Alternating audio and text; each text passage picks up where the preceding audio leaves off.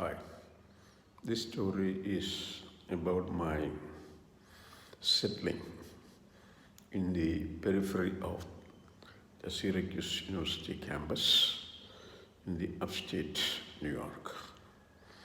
Well, Gansham, Swapan, and Aditya received me at the airport, and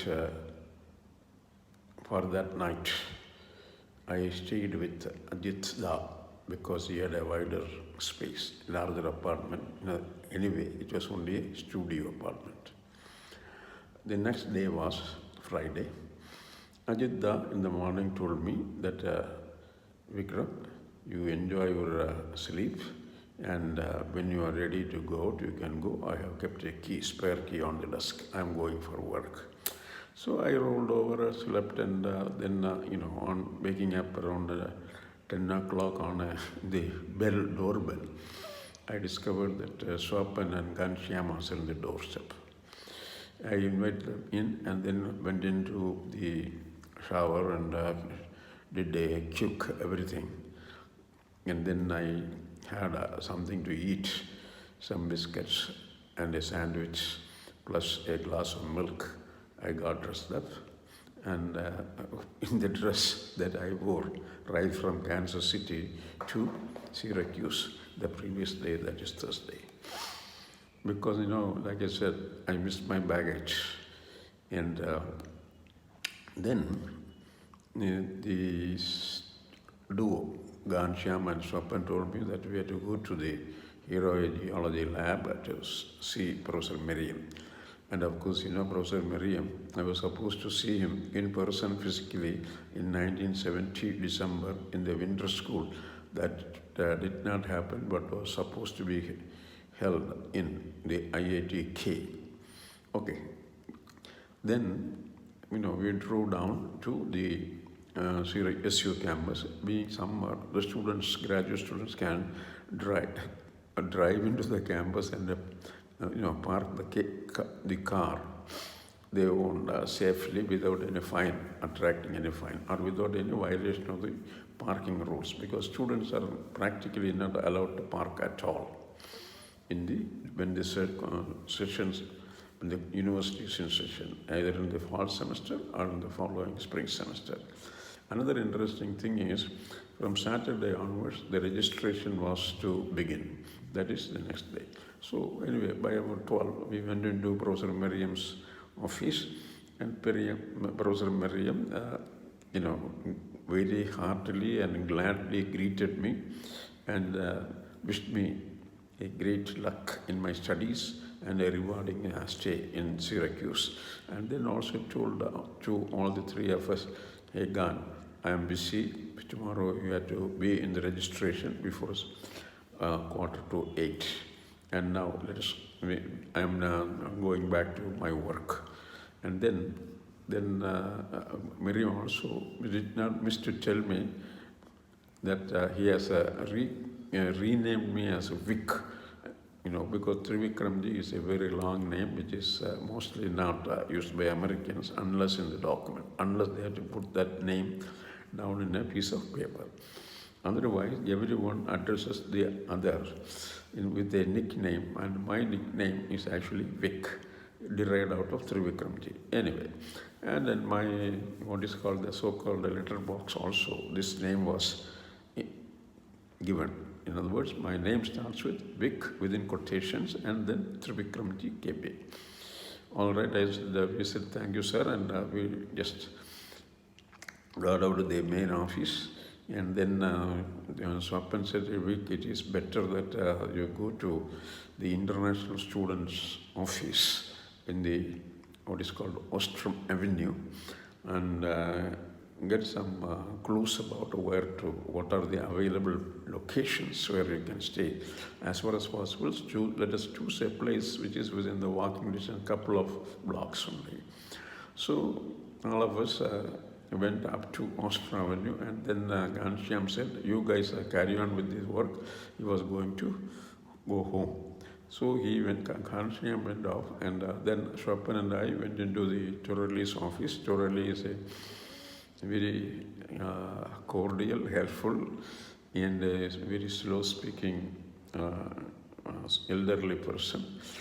She is in charge of the international student affairs in the Syracuse University, and we expressed our desire to find a location to stay.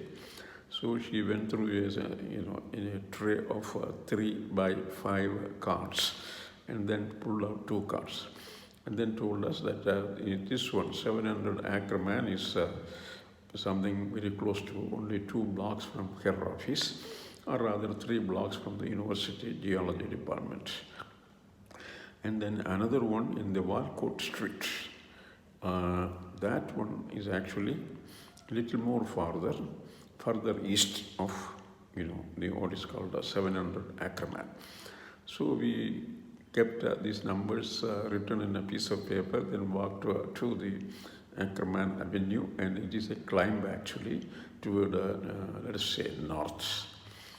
And at the end of the street is the 700 Ackerman. So we went into the 700 Ackerman home and rang a bell, doorbell. An elderly woman came out and she said hi. And then she knew, because we are of a college going or university going age, and also that she had a room for renting out.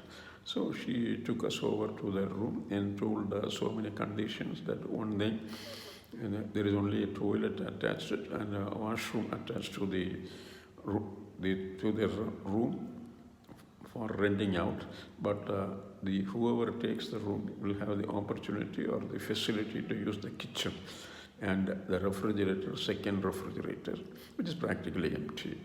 And also said that the $50 US dollars is the monthly rent, and I have to be paying, anybody who is taking the room will have to be paying the monthly rent in advance.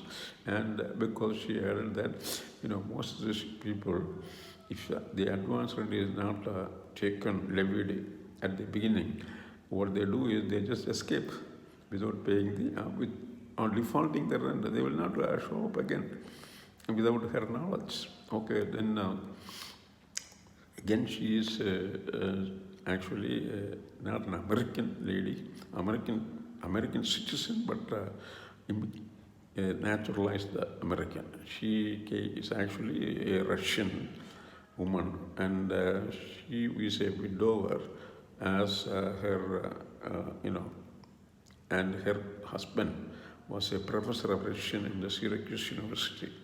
Well, Russian language teaching in the university was considered very essential. In fact, it is not intended for teaching the students who go to Russian, to go to the Russian course, but basically to what is called the army personnel, because the Cold War story, So especially Chinese and Russian languages were very important as far as the university system is concerned, especially in the universities in the east coast of the United States. So I paid the rent, $50, thanked her, she gave me the key, and then I added that, okay, Vic, this is your home hereafter. Whenever you feel like, you can join. And we thanked her, and Swapan and I walked down.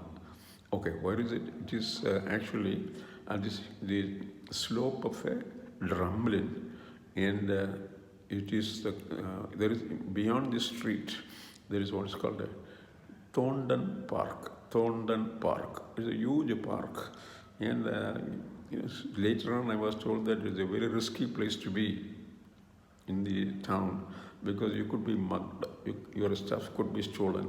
Well, it happens always wherever there are less crowd, and there is away from the notice of the police force. Anyway, I was never mugged in that location anyway, even though I used to go for a walk or a run in the park.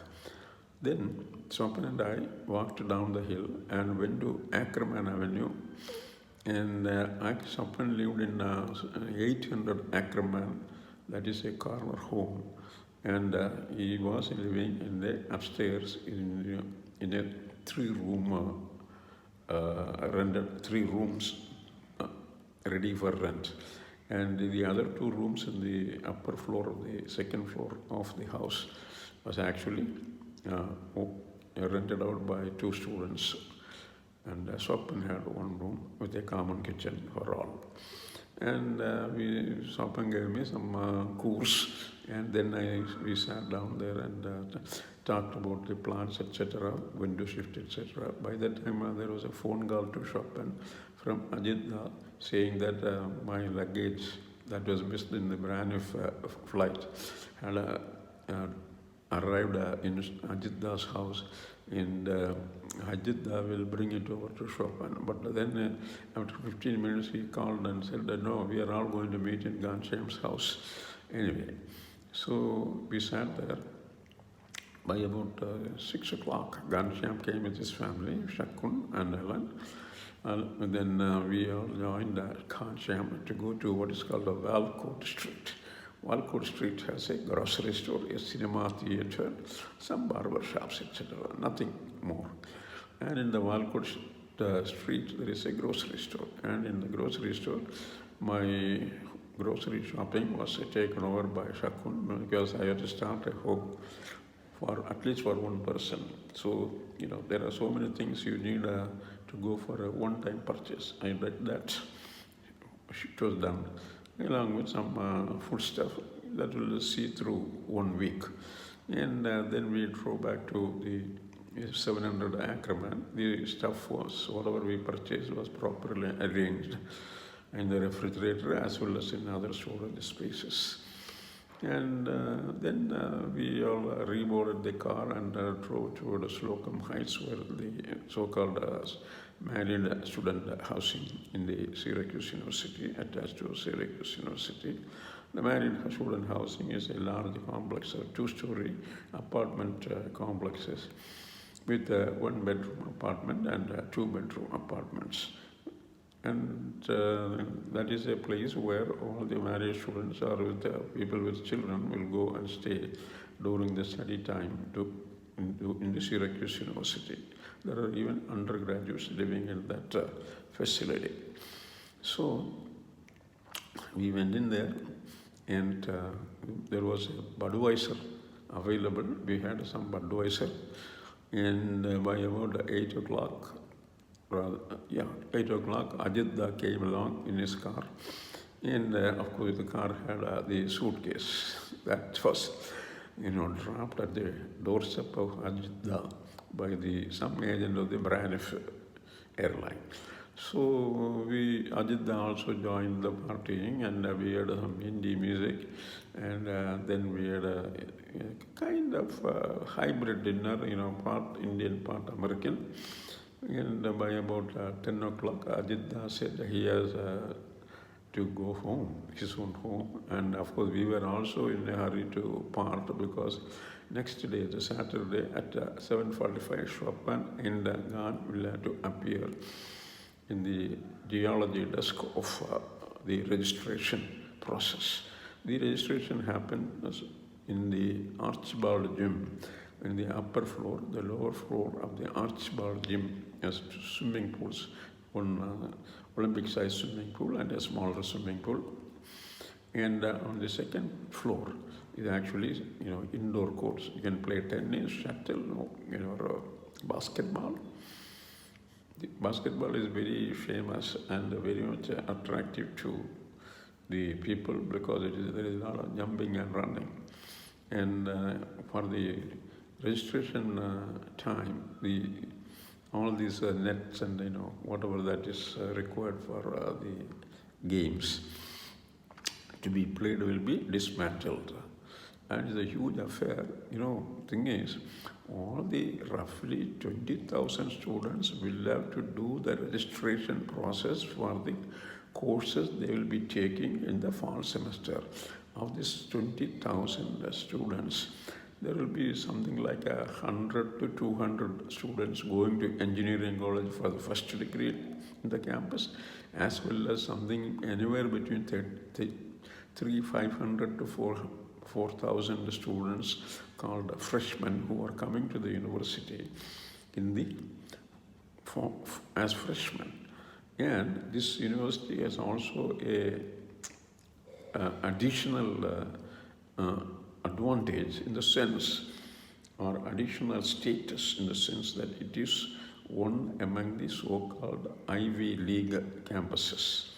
Well, Cornell University, for example, is only 60 miles south of Syracuse, and State University of New York, Binghamton will be another, let us say, 70 to 80 miles south further in the Route 81.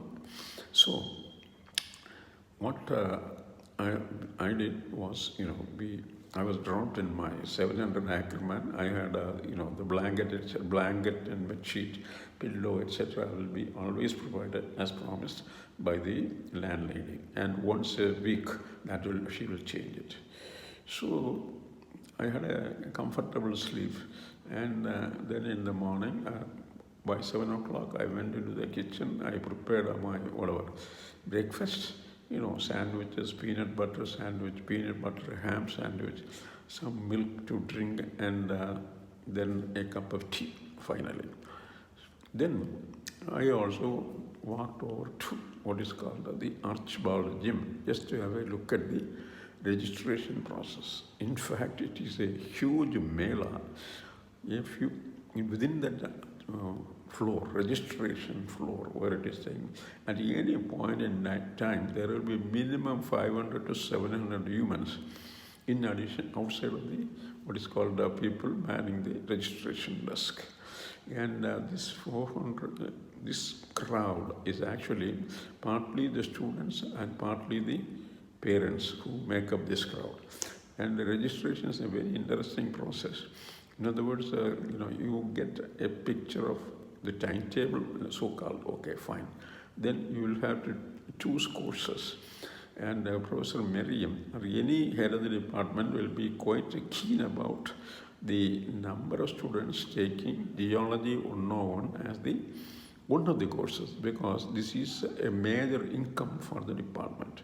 So if the registration for 101 Geology crosses 200, Miriam will have a big smile, because the tuition for a large percentage of the tuition fee the student pays will go to the budget of the geology department, which is used to support the graduate students like me in future, or like Ghanshyam and Swapan Ghosh. It's a very interesting story about Swapan and Ghanshyam. They happened to meet just one semester, that is in the 1971, I will say, spring semester at Syracuse, when the geology department moved from the Lyman Hall to the brand new building called William B. Heroy Geology Laboratory. I will go over to this in the next episode.